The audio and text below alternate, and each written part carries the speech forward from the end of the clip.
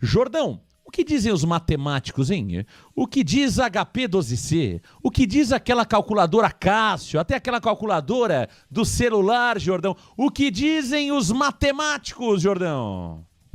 Hoje os matemáticos, Marcão, fizeram uma nova projeção com relação às chances de permanecer na primeira divisão.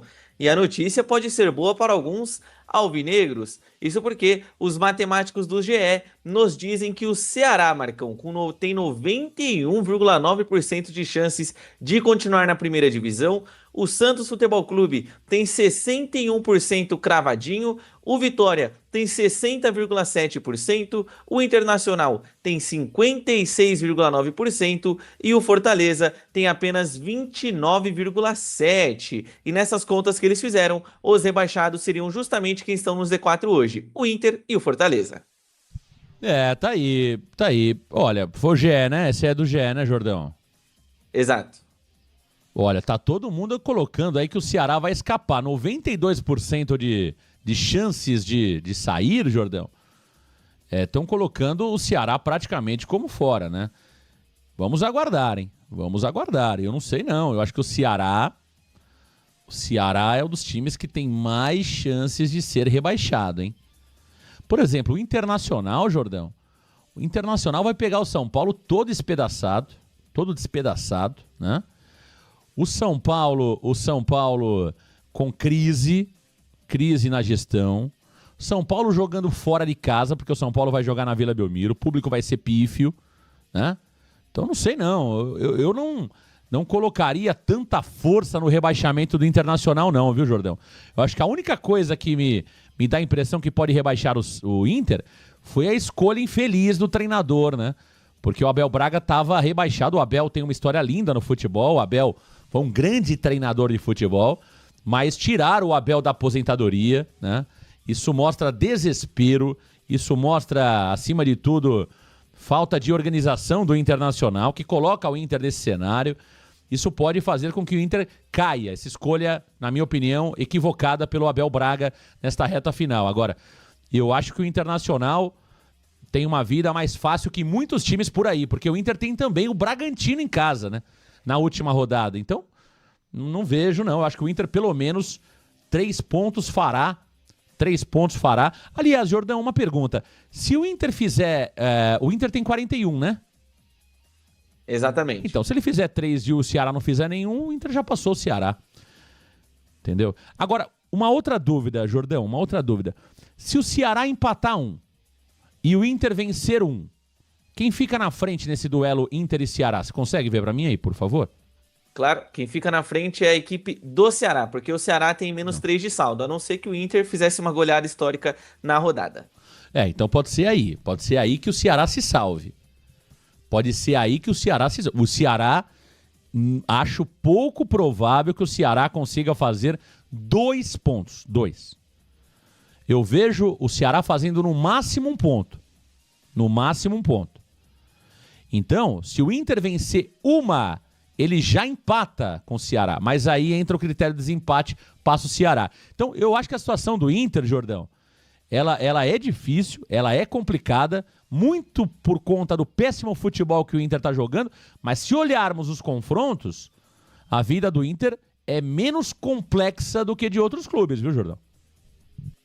Exatamente, o Internacional, Marcão, só tem a questão do técnico, né? Eu já até brinquei, Marcão, que em 2023 o Santos passou por uma situação parecida, né? De você ter que chamar às pressas alguém de confiança, só que sendo alguém de trabalhos passados no clube, o Internacional chega nessa mesma situação com o técnico Abel Braga. Só que a diferença é que o Abel Braga, Marcão, ele mesmo disse que o trabalho dele será emocional, que o que ele precisa recuperar nos jogadores são a confiança, né? Não recuperar ali, por exemplo, parte técnica ou tática, porque isso não dá tempo mais. Eles precisam de confiança e esse trabalho do Abel Braga será com base nesse quesito. E eu vejo também que o Ceará, Marcão, até me surpreendeu essa estatística, né, de 91,9%, porque, no meu ponto de vista, mesmo que hoje o Ceará esteja seguro com relação aos critérios de desempate, o Santos, Marcão, tem uma sequência fácil. Eu acredito que o Vitória consiga fazer pelo menos 4 ou 3 pontos nessa sequência, o que ultrapassaria o Ceará. Eu vejo que o Fortaleza tem uma tabela também que é mais simples do que a do Ceará, então, assim, eu fiquei bem surpreso com esses 91,9%. Eu acredito que o Ceará vai perder para a equipe do Flamengo e na sequência empatará com o Palmeiras, Marcão, porque o próprio Palmeiras, nesse retorno ao Brasil, não vai dar férias para ninguém. Os jogadores vão jogar, pois o foco é terminar bem o Campeonato Brasileiro. Por isso que eu acredito que o Ceará, Marcão, é o franco candidato, e se fosse a projeção minha, que não sou matemático, eu colocaria o Ceará ali, Marcão, abaixo dos 40%. Eu não concordo com esses 91%. Jordão, começa hoje a penúltima rodada do Campeonato Brasileiro. Nesta noite já tem bola rolando. Traga pra gente os jogos da penúltima rodada, 37ª rodada. O Brasileirão tá pegando fogo na reta final. Tá pegando fogo e chegamos na penúltima rodada do Campeonato Brasileiro, que está acabando. Menos de uma semana para o término do nosso Brasileirão. E hoje, terça-feira, nós já teremos jogos válidos por esta rodada, visto que Vasco e Mirassol jogarão às 19 horas no estádio do São Januário. E um pouquinho mais à noite, às 20 horas, o Bahia vai jogar na Arena Fonte Nova contra a equipe do Sport. E além do mais, teremos também Grêmio e Fluminense às 21 horas e 30 minutos desta terça-feira. Agora, atenção para a rodada de amanhã. Nós teremos Fortaleza e Corinthians na Arena Castelão às 19, Bragantino e Vitória, Cícero de Souza Marques também às 19, Juventude e Santos no Alfredo Jaconi às 19h30, São Paulo e Internacional na Vila Belmiro às 20 horas, Flamengo e Ceará às 21 horas e 30 minutos e também Atlético Mineiro e Palmeiras no mesmo horário. O término da rodada fica com compromisso entre Cruzeiro e Botafogo no Mineirão. Ah, tá aí, vai pegar fogo, hein? Vai pegar fogo o Campeonato Brasileiro. Olha, a Patrícia Santos, um abraço à Patrícia, tá dizendo: Marcão, assistindo ontem um canal do Ceará, eles estão com medo de cair, pois acreditam que a tabela deles é a mais difícil. Exatamente, exatamente. Ceará, por mais que o Flamengo, estão falando que o Flamengo vai colocar um time alternativo. O time do Flamengo alternativo é 3 vezes melhor que o time do Ceará, Jordão. E vou falar uma coisa pra você. Na atual circunstância, colocar os reservas é até pior pro Ceará, porque os reservas do Flamengo vão estar com uma sede danada de jogar. E menos cansados, ou seja, mais descansados do que aqueles que jogaram contra o Palmeiras lá em Lima, no Peru, Jordão. Então não é uma boa, não, pro Ceará ter os reservas do Flamengo em campo. Seria melhor ter os titulares em campo.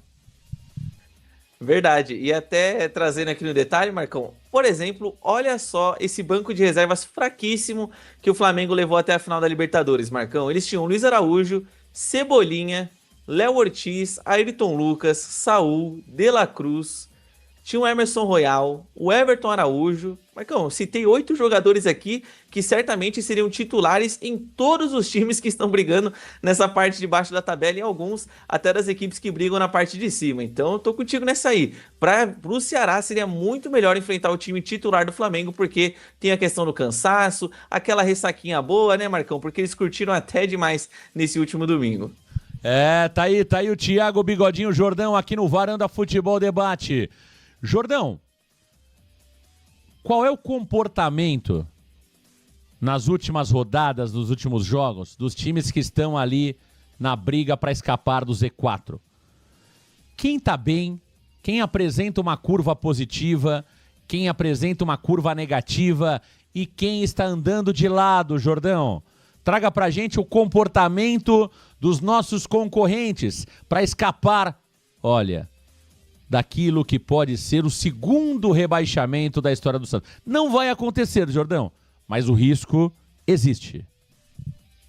Existe, Marcão, e das 5 equipes que estão na parte de baixo brigando assim mais próximas da zona do rebaixamento, nós temos 3 que estão vindo em fase positiva e outras 2 que estão no momento negativo na temporada. Começando com as que estão em fase positiva.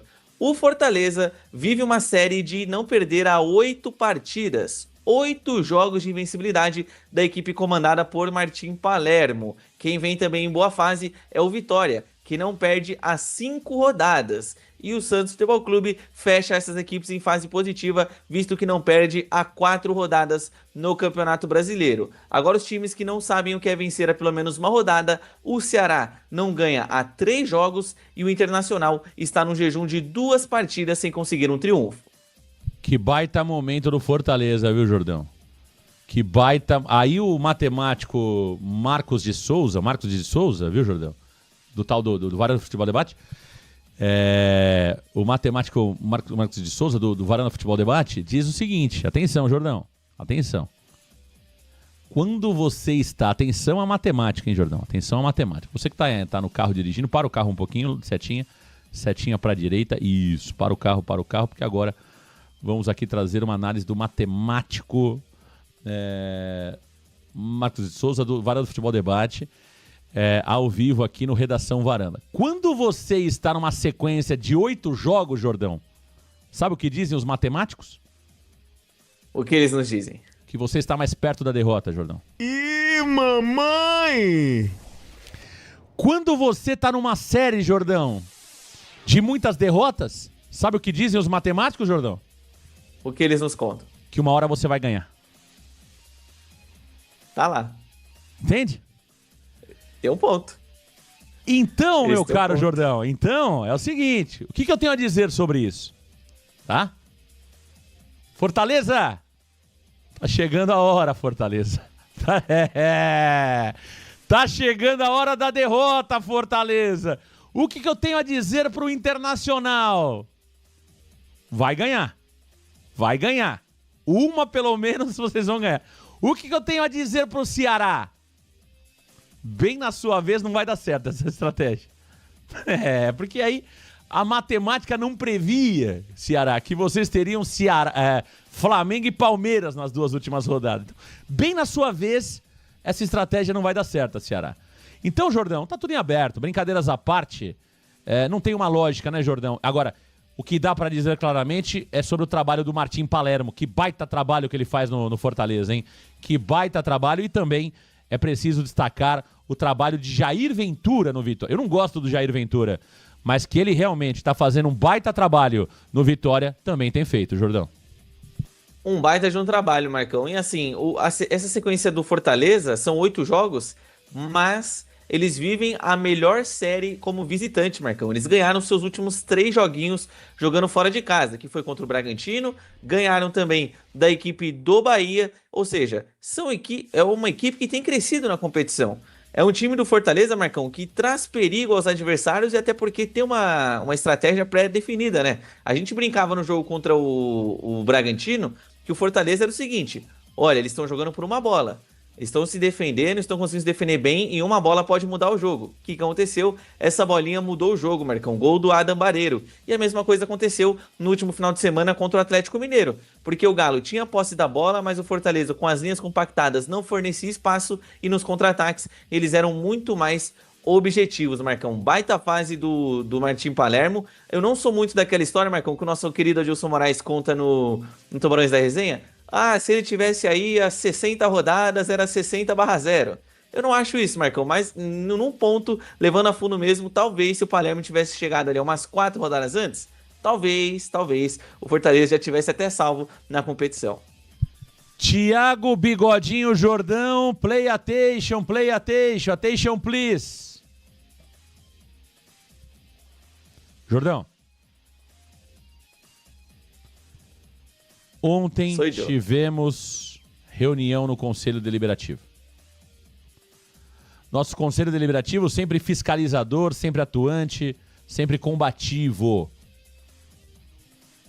E foi colocado na mesa a proposta de orçamento para 2026. Jordão, traga tudo que rolou na reunião do nosso Conselho Deliberativo do Santos Futebol Clube na noite de ontem, Jordão. Vamos lá, Marcão. Reunião do Conselho Deliberativo, noite da última segunda-feira. E o que foi debatido lá? Foi debatida a proposta orçamentária do Santos para 2026. E a votação foi a seguinte: 50% votaram pela aprovação, 47% pela rejeição e tivemos 3% de abstenção. Passou? E o que diz só? Passou? Passou. 50% bem no meio? Bem no meio. Passou. Que coisa. E vejam que interessante. O que diz essa proposta orçamentária? diz que o orçamento de 2026 do Santos prevê uma arrecadação de 592 milhões de reais, 40% a mais do que o previsto em 2025. Porém, ainda assim projeta um déficit de 94 milhões para o ano de 2026. Cenário que preocupa, porque já em 2025 o Santos já tem um acumulado de 118 milhões de reais em prejuízos, incluindo o déficit atual de 38,6 somente no último trimestre.